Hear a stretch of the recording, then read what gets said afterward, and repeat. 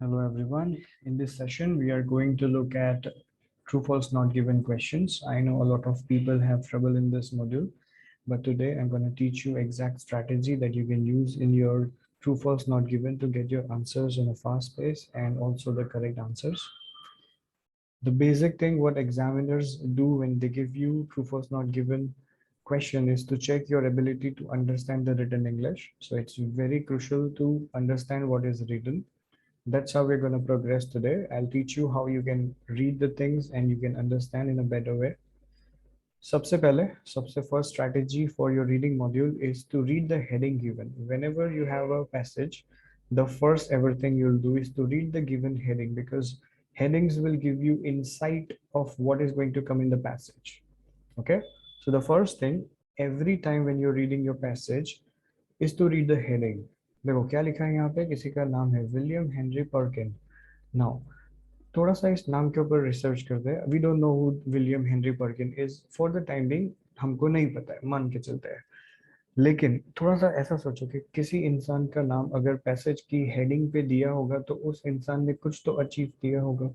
किसी भी राह चलते इंसान का नाम से पैसेज तो नहीं बनेगा कभी भी, right? So he is someone who has done something good for the society और फॉर गुड फॉर हिमसेल्फ और फॉर एनीबॉडी, तभी उसका नाम यहाँ पे हेडिंग पे आया है. And also if you see there is a sub heading given, the man who invented synthetic dyes. You know what the synthetic dye? वो नहीं होते बाल सफेद हो जाते हैं तो हम बालों में लगाते हैं, उसको क्या बोलते हैं? डाई. तो वही सिंथेटिक डाई मतलब आर्टिफिशियल डाइज है जो इस बंदे ने इन्वेंट की थी. यू नो, इन्वेंट करना मतलब बनाना. फर्स्ट टाइम बनाने वाले को इन्वेंटर बोलते हैं. तो he is the first person. Thank you बोलो इनको, जितने भी लोग जिनके सफेद बाल हैं, जो बालों में कलर करते हैं, जो इनके दिए हुए कलर से ही जनरेट हुआ था, right? So he is the first person who invented synthetic dies. उससे पहले लोग नेचुरल डाइज लगाते होंगे, बट सिंथेटिक डाइज जो है वो इस पर्सन ने ही बनाया है, राइट? सो अभी अगर किसी का नाम हेडिंग के ऊपर होता है तो पैसेज का जो कंस्ट्रक्शन है वो कुछ इस तरह से रहेगा. वो बंदा कब पैदा हुआ था, उसने क्या स्टडीज की, कौन सी प्रॉब्लम्स है जो उसने फेस की, और कहाँ से उसको ये आइडिया आया कि सिंथेटिक डाई बनाते हैं. फिर डाई बना रहा है तो डाई बनाने का प्रोसेस हो सकता है कि आपके पैराग्राफ में हो कि भाई स्टार्टिंग में कितनी परेशानियां हुई उसको, किसने उसकी हेल्प की, किसने उसकी हेल्प नहीं की, फेलियर देखने को मिले होंगे, राइट? फिर एंड में जाके उसका जो डाई है वो फेमस हुआ होगा, राइट? ये कुछ बैकग्राउंड डिटेल्स आपको सिर्फ हेडिंग्स के ऊपर से आ जाती है, राइट? फॉर द टाइमिंग हमने पढ़ा नहीं है कि अंदर क्या होने वाला है, but still we are sure कि अगर किसी ने कोई चीज इन्वेंट की है तो उस इन्वेंशन से रिलेटेड ये सारी बातें जो भी अभी मैंने बताई है हो सकती है, राइट? ये एक आइडिया ले लिया करो. कभी भी आप ऐसे रीड करो, डायरेक्टली रीड करना शुरू नहीं करना है, because in that way you have to read a lot of things and understand a lot of things. Exam में इतना टाइम नहीं है आपके पास. For every passage you have just 20 minutes. ऐसा समझ के चलो, right? Because you have three passage in exam IELTS reading, और 60 minutes ही हैं आपके पास, so you get just 20 minutes for each passage, right? तो अगर आपको 20 minutes के अंदर 13 questions 14 questions solve करने हैं, you need to have a basic strategy that you need to apply for different type of questions. Today, out of all the question types, we are just going to focus on true false not given, because a lot of people have trouble in that module, right? So I'll be teaching you the exact strategy how you can get your answers on a fast pace and also the correct answers. Okay, so William Henry Perkin is a guy who invented synthetic dye. Synthetic का मतलब artificial, dye का मतलब color समझ के चलो. Okay, artificial color इन्होंने invent किया था. Now, second thing, after reading the passage, what you will be doing is to see the construction of paragraphs. देखो यहाँ पे पैराग्राफ का construction A B C D E F G करके नहीं है. You get two types of passage. First जहाँ पे A B C D का लिस्टिंग होता है, और सेकंड जहाँ पे ए बी सी डी का लिस्टिंग नहीं होता, जैसे कि ये वाला पैराग्राफ है. सो इफ अगर आपके पास पैराग्राफ्स इस तरह से गिवन है जहाँ पे ए बी सी डी नहीं है, तो you can expect few question types not to come, like true false not given तो होगा, हो सकता है, right? Which paragraph contains following information नहीं होगा, लिस्ट ऑफ हेडिंग्स भी नहीं होगा, राइट? सो वो दो क्वेश्चन टाइप से आप बच गए. यहाँ पे नीचे जाओ फटाफट और चेक करो कौन से क्वेश्चन टाइप गिवन है. सी यहाँ पे आपके पास है true false not given, and when you go down you have no more than 2 words के क्वेश्चन आंसर्स. दो क्वेश्चन टाइप गिवन है जिसमें से हम आज देखने वाले हैं ट्रू फॉल्स नॉट गिवन वाले question types. Third strategy is to read questions in pairs, right. कभी भी एक क्वेश्चन या सारे क्वेश्चन एक साथ नहीं पढ़ने हैं, because you can not remember a lot of things in one go. और एग्जाम में आपकी मेमोरी टेस्ट करने नहीं बैठे वो लोग। तो यहाँ पे एक प्रॉपर स्ट्रैटेजी इस तरह से अप्लाई कर सकते हो आप कि दो क्वेश्चंस पढ़ो पहले, उन दो क्वेश्चंस को पैराफ्रेज कर लो, राइट। ये समझ जाओ कि क्या है यहाँ पे, जो क्या होगा वहां पे तो ट्रू होगा, क्या यहाँ पे गिवन है जो वहां पे कॉन्ट्राडिक्ट करेगा तो ये फॉल्स हो जाएगा, और ऐसी कौन सी इंफॉर्मेशन है जो यहाँ गिवन है जो वहां नहीं गिवन है तो सेंटेंस नॉट गिवन। हर सेंटेंस के लिए ये तीनों चीजें आपको इवेल्युएट करनी है, right. Because if you don't do this there are higher chances will get confuse, और confuse between false and not given and true और नॉट गिवन। समझ रहे हो। तो यहाँ पे आपको ये थोड़ा सा अंडरस्टैंड करना है कि सेंटेंस को पढ़ा कैसे जाएगा। आपको एग्जैक्टली exactly पता होना चाहिए कि इस सेंटेंस से रिलेटेड पैसेज में क्या होगा तो हम इसको ट्रू फॉल्स या नॉट गिवन बोल सकते हैं, right. So the first sentence given over here is Michael Faraday was the first person to recognize Perkins' ability as a student of chemistry. That means Michael Faraday पहला ऐसा इंसान था जिसने पहचाना था पर्किन की एबिलिटी को as a student of chemistry. मतलब पर्किन को केमिस्ट्री में इंटरेस्ट है, ये बात पहली बार पहचानी थी किसने, माइकल फेरेडे ने। तो इस सेंटेंस को ट्रू करने के लिए पैसेज में आपको यही लिखना चाहिए कि माइकल फेरेडे पहला ऐसा इंसान था जिसने पर्किन को केमिस्ट्री लैब में काम करते हुए देखा या बुक्स पढ़ते हुए देखा, यहाँ से उसको पता चला कि हाँ ये एक ऐसा बंदा है जिसको केमिस्ट्री में इंटरेस्ट है। तो अगर माइकल फेरेडे पहला इंसान है जिसको पता चला था कि पर्किन को केमिस्ट्री में इंटरेस्ट है तो ये सेंटेंस ट्रू। अब इसको फॉल्स करने के लिए हम क्या कर सकते हैं कि माइकल फेरेडे पहला इंसान नहीं था, कोई और पहला इंसान था। समझ लो कि माइकल फेरेडे अगर पहला इंसान नहीं था तो ये सेंटेंस हो जाएगा फॉल्स। नॉट गिवन करने के लिए ऐसी कोई इंफॉर्मेशन वहां पे नहीं गिवन होगी। ये जो दो कंपैरिजन हम देख रहे हैं कि माइकल फेरेडे पहला इंसान था, सेकंड केस माइकल फेरेडे पहला इंसान नहीं था, कोई और पहला इंसान था। अगर ऐसी कोई बात ही नहीं हो रही है कि किसको पहले पता चला कि पर्किन को केमिस्ट्री में इंटरेस्ट है तो ये सेंटेंस हो गया नॉट गिवन। समझ रहे हो। Second sentence, Michael Faraday suggested Perkin should enroll in the Royal College of Chemistry. Suggested का मतलब होता है सलाह देना, राइट। कि माइकल फेरेडे ने पर्किन को सलाह दी थी कि आप रॉयल कॉलेज ऑफ केमिस्ट्री में एनरोल हो जाओ। तो अगर माइकल फेरेडे ने पर्किन को सलाह दी थी कि हाँ आप कॉलेज में चले जाओ, जैसे नहीं हमारे मम्मी पापा हमको बोलते बेटा तेरा 12th हो गया ना, अब तू भगवान महावीर में एडमिशन ले ले, तो यहाँ पे एडमिशन ले ले।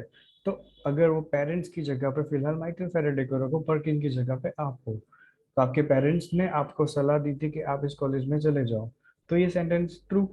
अगर आपके पेरेंट्स ने नहीं बट किसी और ने सलाह दी थी, राइट, या फिर उन्होंने सलाह दी थी किसी और कॉलेज में चले जाओ, तो ये सेंटेंस दोनों ही केस में फॉल्स हो जाएगा। ओके, सो माइकल फेरेडे की जगह पे कोई और है जिसने सलाह दी है पर्किन को इस कॉलेज में जाने के लिए, तो भी ये सेंटेंस आपका फॉल्स। देन अगर कहीं भी पढ़ के ये पता नहीं चल रहा है कि किसी ने सलाह दी थी कि नहीं दी थी, वो खुद अगर चला गया है वहां पे बिना किसी के सलाह के, तो ये सेंटेंस हो जाएगा not given. Keep that in mind. और यहाँ पे कुछ कीवर्ड्स हैं जो आपको पकड़ के रखने हैं, जैसे रॉयल कॉलेज ऑफ केमिस्ट्री, ये एक कॉलेज का नाम है, कॉलेज के नाम का कोई सिनोनिम वो लोग यूज नहीं करेंगे, they will use exactly the same word to give you details, right. तो रॉयल कॉलेज ऑफ केमिस्ट्री आपको वहां पे ढूंढना है, राइट। माइकल फेरेडे है फर्स्ट वाले सेंटेंस में, तो अगर पहला पैराग्राफ आप पढ़ रहे हो, पहले पैराग्राफ में कहीं पे भी माइकल फेरेडे का नाम नहीं आ रहा है, सिर्फ स्किम करो। अगर माइकल फेरेडे नहीं है, पर्किन नहीं है, केमिस्ट्री एज अ स्टूडेंट वाली बात भी नहीं हो रही है, तो first paragraph is useless for you. Just skim out, check the details, if not there skip the paragraph, read the next one. This is the best strategy that you can apply.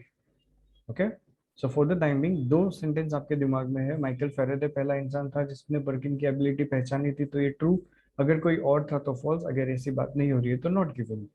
Michael Faraday ने Perkin को suggest किया था कि इस college में चले जाओ तो ट्रू, अगर किसी और ने सजेस्ट किया था या कि इसने किसी और कॉलेज में सजेस्ट किया था तो फॉल्स, और ऐसी बात नहीं हो रही है तो नॉट गिवन। ओके, तो ये दो सेंटेंस फिलहाल के लिए आपको दिमाग में रखना है, and then I will now take you to passage.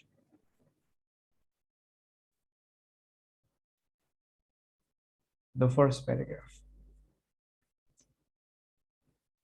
देखो, William Henry Perkin was born on March 12, 1838 in London, England. As a boy, Perkins' curiosity prompted early interest in the arts, science, photography and engineering. Okay, तो Perkin जो है 12 मार्च को पैदा हुए थे London के अंदर, जो इंग्लैंड में है। बचपन में एज अ बॉय उनको इन सारे सब्जेक्ट्स में काफी इंटरेस्ट था, ऐसा बोला इन्होंने। But it was a chance stumbling upon a rundown yet functional laboratory in his late grandfather's home that solidified the young man's enthusiasm for chemistry। कि उनके जो ग्रैंडफादर थे, उनके घर में एक केमिस्ट्री लैब था जिसके अंदर उनको बहुत ज़्यादा इंटरेस्ट था। ठीक है। As a student at the City of London School, Perkin became immersed in the study of chemistry. His talent and devotion to the subject were perceived by his teacher Thomas Hall। Okay, see यहाँ पे आपका एक answer आ गया कि उनका जो talent था और जो डिवोशन था सब्जेक्ट के अंदर, was perceived मतलब पहचाना था by his टीचर, टीचर ने पहचाना था जिसका नाम था थॉमस हॉल। तो उसका जो डिवोशन था, जो टैलेंट था केमिस्ट्री में, वो पहचाना किसने यहाँ पे? थॉमस हॉल ने। और वहां पे क्या लिखा, किसने पहचाना था? Very good. तो यहाँ पे आपका जो फर्स्ट आंसर आएगा वो फॉल्स आएगा। Correct. Now read head. So reading है, आपके पास क्या गिवन है? Who encouraged him to attend a series of lectures given by the eminent scientist Michael Faraday at the Royal Institution। Okay, तो Thomas hall is a person जिसने encourage किया था Perkin को कि आप सीरीज ऑफ लेक्चर्स अटेंड करो इस बंदे के, जिनका नाम है माइकल फेरेडे, जो रॉयल इंस्टीट्यूट में लेक्चर दे रहे थे। Those speeches fired the young chemist enthusiasm further। कि वो स्पीच जो उसने सुनी, उससे उसका जो केमिस्ट्री में इंटरेस्ट था वो और ज्यादा आगे बढ़ा। And he later went on to attend the Royal College of Chemistry which he succeeded in entering in 1853 at the age of 15। 15 साल की उम्र में 1853 के अंदर में उन्होंने रॉयल कॉलेज ऑफ केमिस्ट्री में एडमिशन ले लिया था। अब यहाँ पे पहचानने की कोशिश करो, क्या माइकल फेरेडे ने सजेस्ट किया था इसको कि आप इस कॉलेज में जाओ? पढ़ के ऐसा फील हो रहा है आपको? बिकॉज यहाँ पे हो क्या रहा है, देखो, टीचर ने पहचाना उसका टैलेंट, टीचर ने बोला कि इनके लेक्चर्स अटेंड करूं। लेक्चर्स सुन के वो ज्यादा और ज्यादा एंथुजियाज्म आ गया उनके अंदर। उसके बाद उन्होंने खुद इस कॉलेज में एडमिशन लिया था। मतलब वहां पे अगर ट्रू फॉल्स नॉट गिवन आपके दिमाग में चल रहा हो तो, अगर माइकल फेरेडे ने सजेस्ट किया पर्किन को तो ट्रू, अगर किसी और ने सजेस्ट किया तो फॉल्स। यहाँ पे ना माइकल फेरेडे सजेस्ट कर रहा है, ना किसी और ने सजेस्ट किया, उसको सेल्फ वहां इस कॉलेज में जाने का मन हुआ। तो वो सेंटेंस यहाँ पे आपका हो गया not given. Correct. Now moving ahead, दो सेंटेंस पढ़े थे आपने, दोनों आपको मिल गए। तो अभी बाकी के दो आपको पढ़ने हैं। Read the third one. Perkin employed Augustine William Hoffman as his assistant। Okay, तो पर्किन अभी इतने बड़े हो गए कि इन्होंने एक असिस्टेंट रखा है जिसका नाम है ऑगस्ट विलियम हॉफमैन। अगर पूरा नाम पढ़ा नहीं जाए आपसे बार बार, तो इनका नाम है AWH। कि पर्किन ने AWH को अपना असिस्टेंट बनाया था। तो अगर वहां पे पता चल रहा है कि पर्किन जब काम कर रहे थे उनको जरूरत पड़ी किसी की और उन्होंने AWH को अपना असिस्टेंट बनाया है, तो ये सेंटेंस ट्रू। बट अगर कॉन्ट्राडिक्ट हो रहा है, कॉन्ट्राडिक्ट का मतलब उल्टा, खाना खाना अच्छी बात है, खाना खाना बुरी बात है, ये कॉन्ट्राडिक्टरी सेंटेंस होते हैं। तो यहाँ पे कॉन्ट्राडिक्ट करने के लिए क्या हो सकता है कि अगर हमारे AWH मतलब ऑगस्ट विल्हेम हॉफमैन ने पर्किन को अपना असिस्टेंट बनाया है, तो ये सेंटेंस फॉल्स हो जाएगा। उल्टा होना चाहिए कि पर्किन ने अगर इनको जॉब दी तो ट्रू, इन्होंने अगर पर्किन को जॉब दी तो फॉल्स, और अगर ऐसी कोई बात नहीं हो रही है तो ये सेंटेंस नॉट गिवन। इजी। एक बार फिर पढ़ लो। Perkin employed August Wilhelm Hofmann as his assistant. So if he is appointing AWH as assistant, so this sentence is true. But if AWH is appointing Perkin as an assistant, so this sentence is false. And if nothing such is given, it's a not given statement. Correct? Number 4, Perkin was still young when he made the discovery that made him rich and famous. Okay, तो Perkin तभी young थे जब उन्होंने जो discovery की थी जिससे वो बहुत मालदार हुए थे और बहुत फेमस हुए थे. मतलब अगर यंग एज किसको बोलते हैं, मतलब अगर आप डिस्कवरी कर रहे हो, उन्होंने 15 साल की उम्र में कॉलेज में एडमिशन ले लिया था. राइट, तो अभी जहां तक हम देख रहे हैं उनके बॉर्न होने से लेके उनकी एज 15 तक में हमने पढ़ा हुआ है. एक सीरीज ऑफ लेक्चर्स के अंदर अगर आप जाओ तो यहाँ पे ऐसा दिख रहा है कि स्टार्टिंग में उन्होंने बॉर्न की बात की, देन केमिस्ट्री के इंटरेस्ट की बात की, और फिर 15 साल में उन्होंने कॉलेज में लेने की बात की. अब आगे जाके आप देखो कि उनको उन्होंने ये डिस्कवरी किस एज में की है. तो अगर जिस एज में उन्होंने डिस्कवरी की है जिससे वो बहुत रिच और फेमस हुए हैं, उस एज में वो 20s में 30s में अगर है, तो ही इज स्टिल यंग. अगर पढ़ के ऐसा पता चल रहा है कि when he was 50 years old, 45 years old, 60 years old, तब जाके उनकी डिस्कवरी से वो रिच और फेमस हुए थे, तो ये सेंटेंस फॉल्स हो जाएगा. अगर वो यंग थे जब उन्होंने वो डिस्कवरी की थी जिससे वो फेमस और रिच हुए, तो ये सेंटेंस ट्रू. अगर वो बुजुर्ग हो गए थे तो ये सेंटेंस फॉल्स. और अगर ऐसी कोई बात नहीं हो रही, ऐसा कोई कंपैरिजन नहीं है कि वो यंग थे कि नहीं थे जब उन्होंने वो डिस्कवरी की थी, नॉट गिवन. करेक्ट. ये दो सेंटेंस आपको दिमाग में रखना है कि पर्किन ने AWH को असिस्टेंट बनाया तो ट्रू, AWH ने पर्किन को असिस्टेंट बनाया तो फॉल्स, और ऐसी कोई बात नहीं है तो not given. Okay, now I'll take you back to your passage, read ahead, and you'll get it. Where were we? At the age of 15. At the time of Perkins' enrollment, the Royal College of Chemistry was headed by the noted German chemist August Wilhelm Hoffmann. Okay, देखो, जब उन्होंने उस college में admission लिया था तो उस college को हेड करते थे एक जर्मन केमिस्ट जिनका नाम था August Wilhelm Hofmann. Perkins' scientific gift soon caught Hoffman's attention, and within 2 years, he became Hoffman's youngest assistant. समझ में आ रहा है क्या हुआ यहाँ पर? कि 2 साल के अंदर हॉफमैन को दिखा कि ओ ये बंदा तो बड़ा अच्छा है केमिस्ट्री के अंदर, और उसके बाद ही मतलब हमारे पर्किन बिकेम हॉफमैन्स यंगेस्ट असिस्टेंट. तो पर्किन हॉफमैन के यंगेस्ट असिस्टेंट बने. वहां पे क्या पढ़ा था, पर्किन ने हॉफमैन को असिस्टेंट बनाया. यहाँ पे लिखा है कि पर्किन बने थे इनके असिस्टेंट, मतलब कॉन्ट्राडिक्ट हो गया. आपका वो सेंटेंस भी फॉल्स है. समझ में आ रहा है कि Hofmann youngest assistant was Perkin, मतलब पर्किन ने जॉब नहीं दिया था, हॉफमैन ने पर्किन को जॉब दिया था. तो this sentence is contradictory, that's why this sentence is a false statement. Easy. Now read ahead. Not long after that. Not long after that का मतलब होता है ज्यादा वक्त नहीं लगा था. Perkin made the scientific breakthrough that would bring him both fame and fortune. Fame and fortune, rich and famous वाली बात हो रही है यहाँ पे. And not long after that. Not long after that का क्या मतलब हो रहा है यहाँ पे? 15 साल में कॉलेज में एडमिशन लिया, उसके 2 साल के बाद इन्होंने ये यंगेस्ट असिस्टेंट बन गए, और उसके कुछ समय के बाद इन्होंने डिस्कवरी करी थी. साइंटिफिक ब्रेक थ्रू मतलब एक बहुत ही बड़ा एक डिस्कवरी करी इन्होंने, एक बड़ा इन्वेंशन किया था. तो 17 साल के बाद की अगर बहुत कम ईयर के बात हो रही है तो he is not that old. Next sentence जो आपका आएगा वो ट्रू आएगा कि Perkin was still young when he made the discovery that made him rich and famous. Definitely true, because not long after that Perkin made the scientific breakthrough that would bring him both rich and fame. This sentence is a true sentence. Again, दो पढ़े थे, दोनों मिल गए यहाँ पे आपको. What you will be doing right now is read the other statements. The trees from which quinine is derived grow only in South America. So quinine, we don't know what is quinine, right? Because we are not from scientific background. या फिर हमको पेड़ों के बारे में इतना ज़्यादा knowledge अगर नहीं भी है तो we don't know what is quinine. और फ्रेंकली स्पीकिंग आपको क्विनाइन क्या है पता फिलहाल होना जरूरी भी नहीं है.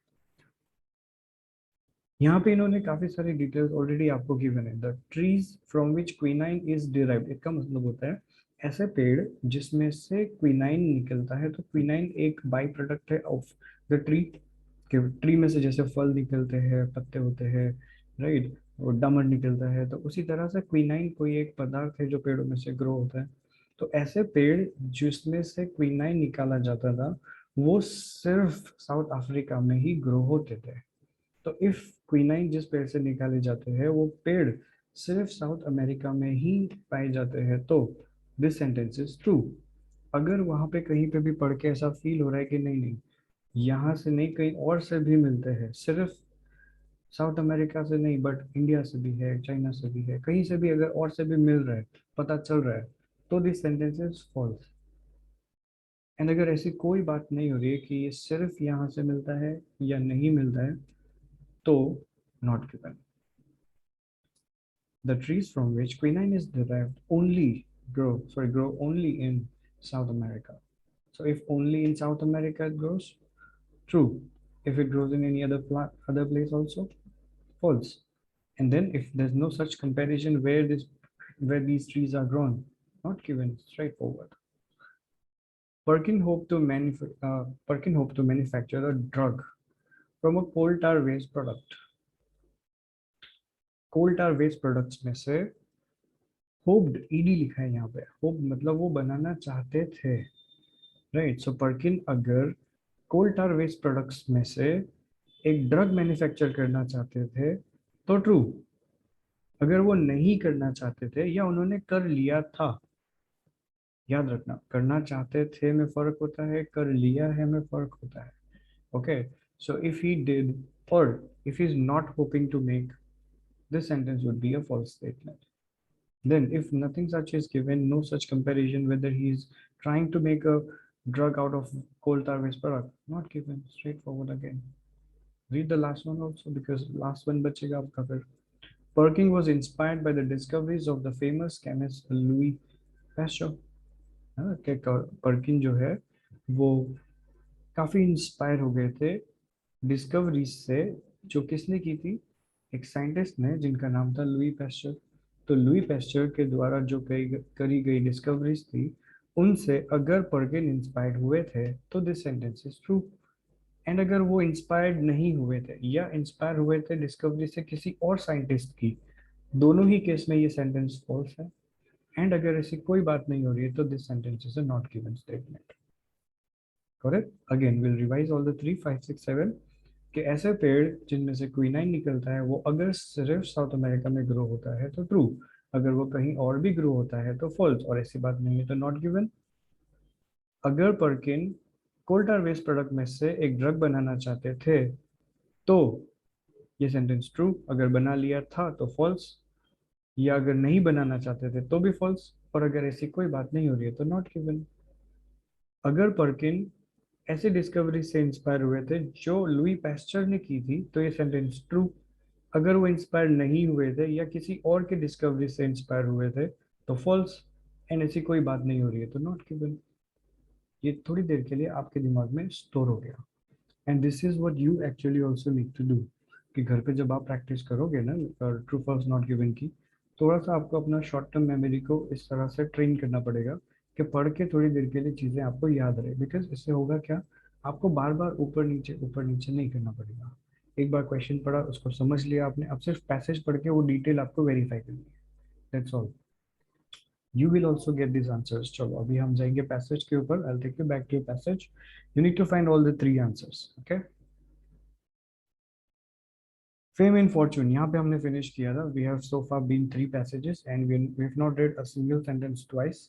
We have got 4 answers right now. Now, ahead. At that time, quinine was the only viable medical treatment for malaria. Okay, तो क्विनाइन जो है मलेरिया के ट्रीटमेंट में काम आता था, और ये एकमात्र ऐसा पदार्थ था जिससे मलेरिया ट्रीट होता था। The drug is derived from the bark of a cinchona tree native to South America, and by 1858 demand for the drug was surpassed the available supply. Okay, तो जो आपका पेड़ है जहाँ से बार्क में से, जिसके बार्क में से क्विनाइन निकलता है जिससे मलेरिया ट्रीट होता है, वो नेटिव टू साउथ अमेरिका है। What do you mean by native to South America? Native होना मतलब जैसे कि अगर आप कनाडा गए तो कनाडा भले आप रह रहे हो वहाँ पे पीआर भी ले लिया आपने, लेकिन आप नेटिव तो इंडियन हो, मतलब आप हो तो इंडिया के। अब ये जो बात है ये आपको कंफ्यूज करने के लिए यहाँ पे गिवन है कि नेटिव टू सम प्लेस होना और कोई चीज़ सिर्फ एक जगह पे मिलना सेम बात नहीं होती है। ये चीज़ याद रखना कि यहाँ पे आपके लिए एक बड़ा सा जाल ट्रैप बिछाया हुआ है एग्जामिनर ने, राइट। कि यहाँ पे अगर बहुत सारे लोगों को ये सेंटेंस ट्रू लगेगा कि ओ नेटिव टू साउथ अमेरिका है, वहाँ पे भी बोला है कि सिर्फ साउथ अमेरिका में मिलता है। सिर्फ साउथ अमेरिका में मिलना और पहली बार वहां से मिलना मतलब वहां से ओरिजिनेट होना अलग बात है, याद रखना। जैसे कि इन सूरत में बहुत सारे लोग यूपी बिहार से आते हैं काम करने के लिए, राइट। तो अगर हम किसी को ऐसा बोल रहे हैं कि भाई ये नेटिव टू वहाँ है, तो ऐसा नहीं है कि सिर्फ वहीं से लोग आ रहे हैं हमारे पास काम करने। We have places from where people come to work here. Same thing here कि नेटिव टू साउथ अमेरिका का मतलब हुआ यहाँ पे कि वो ओरिजिनेट वहाँ से हुआ था, कि वो ओरिजिनेट वहाँ से हुआ था, बट जरूरी नहीं है कि सिर्फ वहीं उगता हो। ऐसी इंफॉर्मेशन नहीं है यहाँ पे कि these trees are only grown in South America. And also अगर आप आगे पढ़ो तो क्या बोल रहे हैं लोग, देखो, thus when Hofmann made some passing comments about the disabilities of a synthetic substitute for quinine, it was unsurprising that the star pupil was वगैरह। देखो ये लोग यहाँ पे कहीं पे भी ऐसा नहीं बोल रहे कि वो कहीं और से भी मिलता था, ना वो लोग ये बोल रहे कि सिर्फ यहाँ से मिलता था, कि वो बता रहे कि मलेरिया को ट्रीट करने के लिए क्विनाइन चाहिए। क्विनाइन जो है एक छाल में से मिलता था पेड़ के, वो पेड़ जो था वो साउथ अमेरिका से नेटिव है, बिलोंग करता है साउथ अमेरिका को, right. So this sentence would be a not given sentence, क्योंकि ऐसी इंफॉर्मेशन नहीं है कि वो पेड़ सिर्फ साउथ अमेरिका में ही मिलते हैं। नेटिव टू साउथ अमेरिका है accepted, but grows only in South America not given, grows elsewhere also not given। देखो यहाँ पे कहीं पे भी आपको ये इन्फॉर्मेशन नहीं है कि ये कहीं और भी उगते हैं या सिर्फ वहाँ उगता है। उगते हैं जिनसे ट्रीटमेंट भी होती है मलेरिया की, जो नेटिव टू साउथ अमेरिका भी है, but the information what we want is not here, so not given. Okay, now read ahead.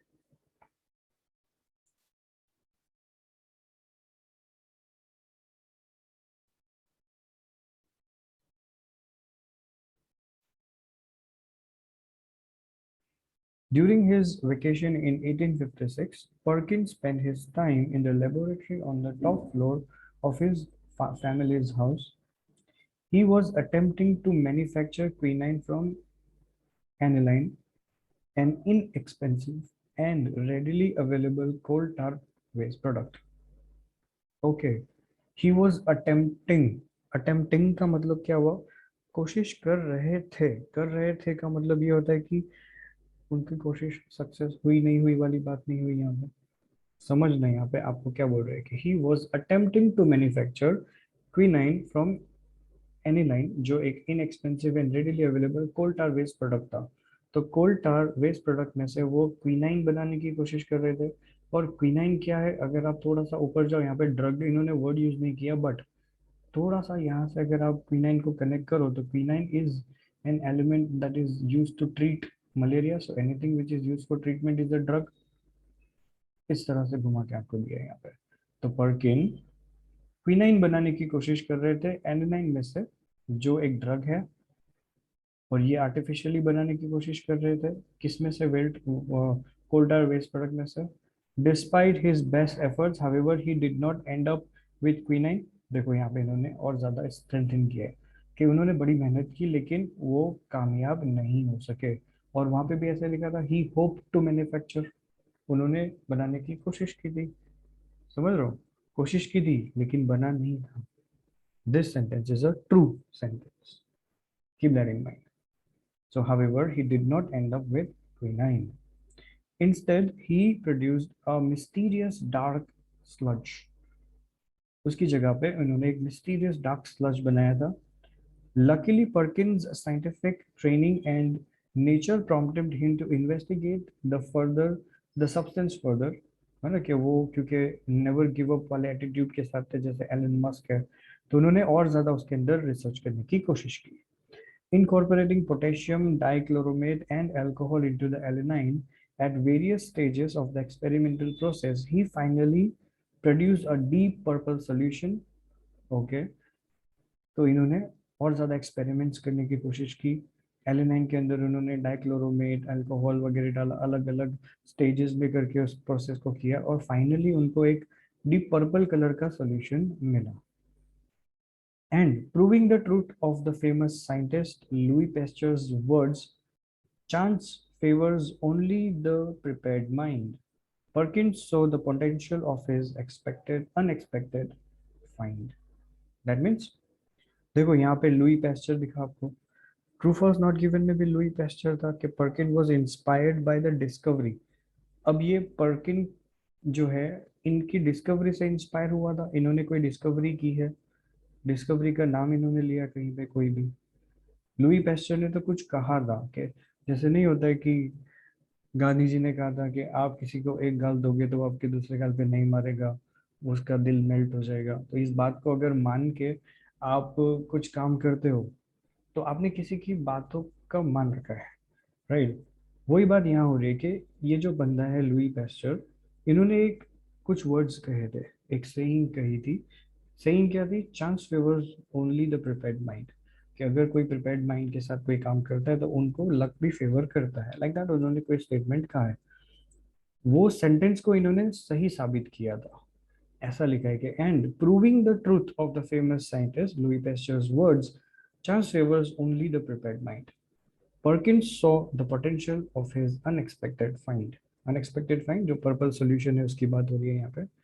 तो यहाँ पे समझने वाली बात यह है कि पर्किन उनकी डिस्कवरी से इंस्पायर हुआ था ऐसा नहीं गिवन है, किसी और की डिस्कवरी से इंस्पायर हुआ था वो भी नहीं गिवन है.